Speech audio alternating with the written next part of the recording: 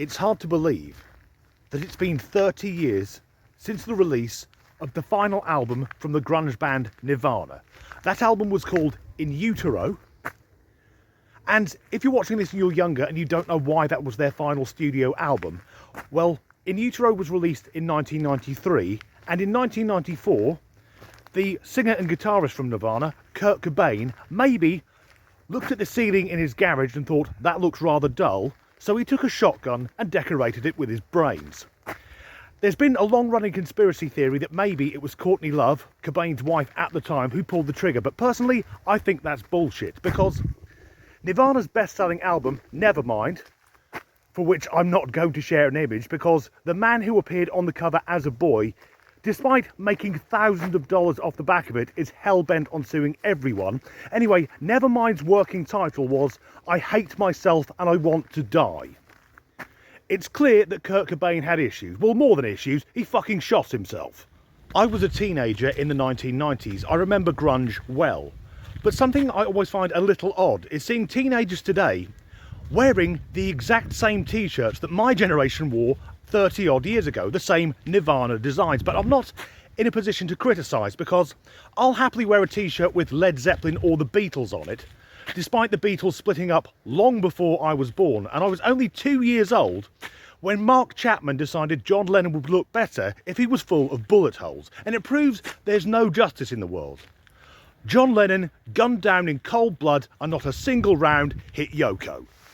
So the drummer from Nirvana, Dave Grohl, went on to form the Foo Fighters, and in my opinion the Foo Fighters are a better band than Nirvana ever were. I think on the first album Dave plays every instrument, but the Foo Fighters have also been struck with tragedy. Now, Cobain checked himself out early to avoid the rush at the age of 27, thus gaining immortality by being one of the 27 Club. The Foo Fighters drummer, Taylor Hawkins, passed away, I believe he was only 50 years old, and I'm not making light of either death. However, here's a photo of Kurt Cobain and Dave Grohl, and here is a very similar photo of Taylor Hawkins and Dave Grohl. All I'm saying is apparently Dave Grohl is fucking dangerous to be around.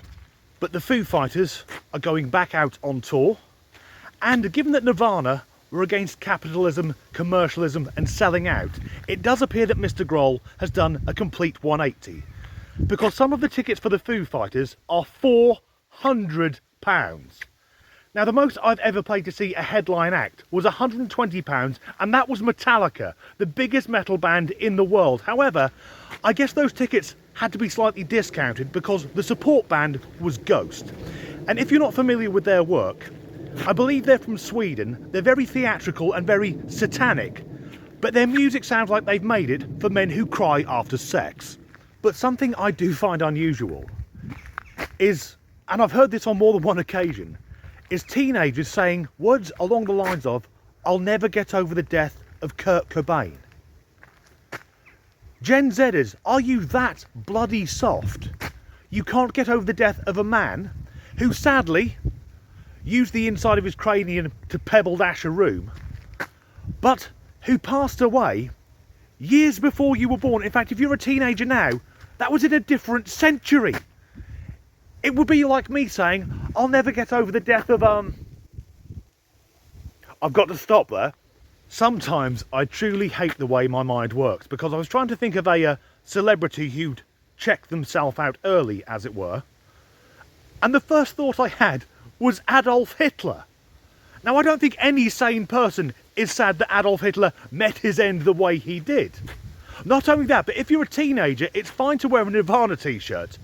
If you're wearing a t-shirt with a swastika or a cap with an SS Death's Head, expect a visit from the police. However, because it's been 30 years since the release of In Utero, the In Utero t-shirts are selling well again.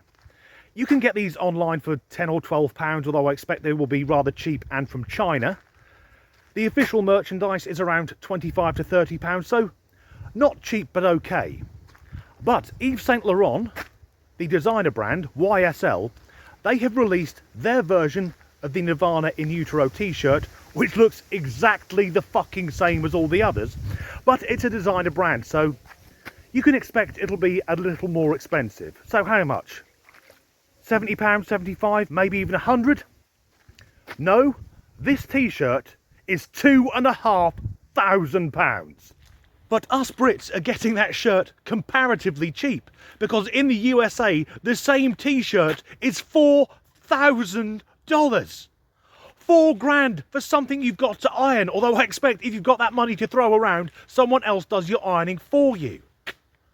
My washing machine does not have a setting for anything that expensive. And to give it some perspective, if like me you're British, you could buy that t-shirt for £2,500, or you and your partner, he, she or they, them, could have a fortnight in Florida. 2 weeks away from this wet, miserable country, enjoying the sunshine, visiting Epcot, Universal, Disney World, all those theme parks, whilst enjoying American customer service, because no one does it like the Yanks. In fact, I feel sorry for most American tourists when they come to the UK, because some Americans have a slightly skewed view. They've watched Downton Abbey and think we're all like that. Whereas, when you get to the UK, the British attitude to customer service generally is do it your fucking self. Or, put it another way, if you've watched this channel for a while, I used to own a Jaguar. A British luxury saloon car with the prancing cat on the bonnet and alloy wheels. I paid less for that than the t-shirt would have cost me. Also, given the cost of living crisis, which is affecting millions of people around the world, if you're in a position where you have money to burn, where £2,500 or $4,000 is acceptable to spend on something with sleeves, think of all the good that money could do. It makes you look like a bit of a materialistic twat, like someone buying precious oil paintings and using the canvases to wipe their arse. And I guarantee that no one who buys that shirt from Yves Saint Laurent will have heard the album In Utero by Nirvana. They're doing it to make a statement, in the same way that one of the Kardashians wore a Slayer t-shirt. I guarantee she's never heard Rain in Blood. It's a way of trying to look edgy. But with this t-shirt for £2,500, it's looking edgy whilst also demonstrating you are the definition of having more money than sense.